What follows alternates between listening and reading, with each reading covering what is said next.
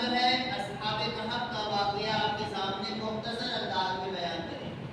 کہف کہتے ہیں غار والے لوگ، اصحاب مانے لوگ، کہف کہتے ہیں غار والے لوگ۔ قرآن مجید نے یہ قصہ اپنے دامن میں محفوظ کیا اور اسے اللہ کے رسول صلی اللہ علیہ وسلم کو تسلی دینے کے لیے اس واقعے کو ذکر کیا کہ آپ سے پہلے بھی لوگوں پر مصیبتیں آئیں، مشکلات آئی ہیں، تو دین پر جمے رہے جس طرح اصحاب کہف کے لوگ اور دیگر قوموں کے لوگ جمے رہے جو ایمان لائے۔ مختصر قصہ یہ ہے کہ آج سے کئی ہزار سال پہلے ایک ملک تھا جہاں اللہ کے علاوہ کسی اور کی عبادت کی جاتی۔ اس ملک میں کچھ نوجوان جو جوانی کی عمر کو پہنچے، جنہوں نے اس سسٹم کے خلاف آواز اٹھانی چاہی کہ اللہ پر ایمان لائے، اور وہ دھیرے دھیرے اکٹھا ہوتے گئے۔ ایک دن پلاننگ کے تحت انہوں نے بادشاہ کے دربار میں بھی اللہ واحد کی گواہی کا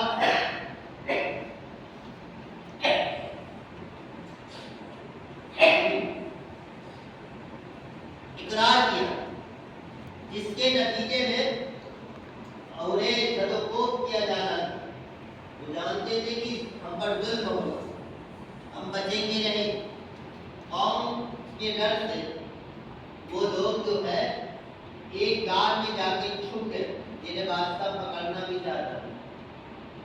جب اس غار میں چھپ گئے تو قرآن مجید کہتا ہے کہ ان کو اس میں نیند آ،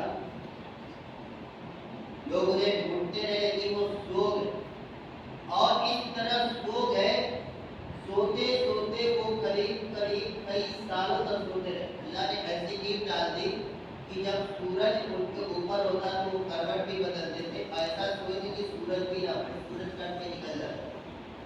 قرآن نے کہا کہ اس طرح وہ 300 سالوں تک سوتے رہے۔ وہ 6 یا 7 تھے، ان میں ایک کتا بھی تھا جس کا نام کتمیر تھا۔ 300 سال 350 سال بعد جب وہ اٹھتے ہیں تو ان میں سے کوئی کہتا ہے کہ ہم کتنا سوئے؟ کسی نے کہا کہ 1 دن یا 1 رات، یعنی 24 گھنٹہ۔ کسی نے کہا کہ نہیں ہم آدھا دن سوئے، مطلب جیسے لگ رہا ہے کہ صبح کو سوئے شام کو اٹھ گئے۔ اس طرح کی باتیں انہوں نے آپس میں کی۔ اب انہیں بھوک کا احساس ہوا، اور جب بھوک کا احساس ہوا تو وہ شہر کی طرف نکلے۔ 300 سال پہلے کا سکھاؤں کے بعد ظاہر بات ہے کرنسی بدل گئی تھی، سکہ بدل گیا تھا۔ باہر نکلے تو بہت اچنبھت ہوئے، یار یہ تو سب بدلا ہوا منظر لگ رہا ہے، رات میں تبدیل ہو گیا، لیکن پھر بھی وہ شہر میں پہنچ گئے اور انہیں روٹی لینی چاہیے۔ خطرہ بھی تھا ان کو کہ میرے بادشاہ کے سپاہی میں ڈھونڈ نہ رہے 300 سال بعد۔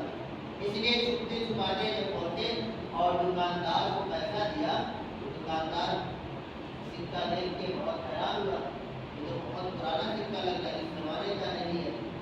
نتیجہ یہ ہوا کہ کس نے پولیس کے یا حکومت کے اہلکاروں کو بتا دیا، اور یہ بات دھیرے دھیرے کھل گئی کہ یہ سکہ تو 300 سال پرانا ہے۔ اس طرح ان کی کھوج شروع ہوئی اور وہ لوگ بادشاہ کے علم میں آ گئے کہ ایسے لوگ ہیں، یہ لوگ ہیں جن سے چھپے ہوئے۔ انہیں لایا گیا، 300 سال بعد وہ اپنے گھروں کو پہنچے، ان کے ایک نسل 2 نسل ختم ہوئی، ان کی ملاقاتیں ہو رہی ہیں ان کی فوٹو سے۔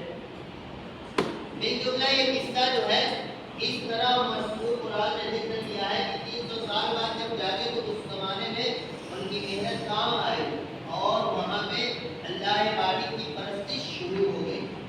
تو صرف رب کے لیے انہوں نے اپنے آپ کو قربان کیا تھا اور بادشاہ کے سامنے اللہ واحد کے اعلان کا اقرار کیا تھا، جس کی وجہ سے انہیں اس وقت زمانے کا بادشاہ مارنا چاہتا تھا لیکن مار نہیں سکا۔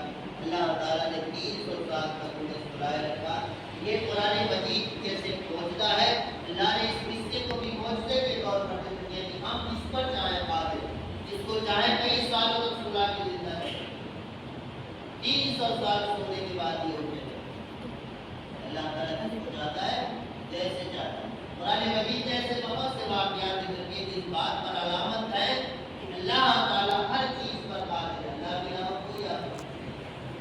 اس لیے یہ عقیدہ پختہ رکھیے، اللہ کی